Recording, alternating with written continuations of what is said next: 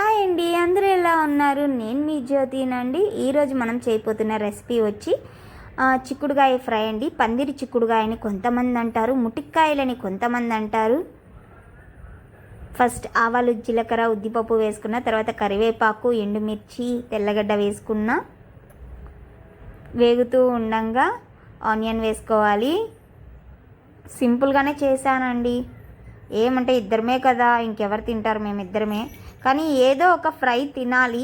అందులో ఆకుకూరలు తినమని చెప్పారు డాక్టర్స్. ఆకుకూరలు అవి బాగా తినండి అన్నారు. మనకి దొరికేదే టైం సాటర్డే ఒక్కటే కదండి. సాటర్డే, మండే 2 డేసే ఇంకా ఆకుకూరలు కానీ కాయగూరలు కానీ తినాలి. మీకు ఆల్రెడీ చెప్పాను, నాన్ వెజ్ లేనిదే ముద్ద దిగదని. నాన్ వెజ్ కంపల్సరీ ఉండాలి. మా ఆయన్ని ఈరోజు అడిగితే నోటుకు వచ్చినట్టు తిట్టాడు నన్ను. ఎప్పుడు చూడు గుడ్డు, చికెను, మటను, ఫ్రాన్స్ ఇవే అంటావు, కూరలు చేయవా, చెయ్యి తిన్నాం ఈరోజు అని చెప్పి అన్నారు. అందుకని ఈరోజు మా ఆయన కోసం పప్పు చేశాను, ఆకుకూర పప్పు. ఈ మాత్రం మనకు కొంచెం గట్టిగా ఉన్నా కానీ ఆయనకి నచ్చదండి. ఇది చిట్లం పొడి ఇంట్లోనే కొడతాను మిక్సీలో.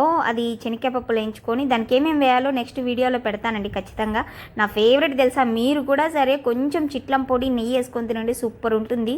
ఈరోజు 3 రెసిపీస్తో బాగా మంచిగా కుమ్మేశాను. అసలు బాగా టేస్టీగా అనిపించింది నాకు. అంటే అప్పుడప్పుడు ఇలా కూడా ట్రై చేస్తూ ఉండాలి, బోర్ కొట్టదు. బాగా నచ్చింది, కుమ్మేస్తున్నా వేసి. న్యాచురల్గా ఉంటానండి ఇంట్లో ఉన్నప్పుడు. ఎటువంటి కెమికల్స్ కానీ లిప్స్టిక్స్ కానీ ఏవి వాడను. ఎలా ఉంటానో అలాగే పెడుతున్న వీడియో. ప్లీజ్ తప్పేమన్నా ఉంటే క్షమించండి. నైటీస్లో తీయద్దని అంటారు చాలామంది, కామెంట్స్లో చూసాను నేను. ఇంకొకరి వీడియోలో చూసినప్పుడు నేను అలా చేయకూడదు, కానీ నేను ఎలా ఉంటానో న్యాచురల్గా మీకు చూపించాలి అనుకున్నాను. అందుకనే ఇలా నైటీస్తో పెట్టాను. సారీ, ఏమనుకోవద్దు, తప్పుంటే క్షమించండి. నా వీడియోని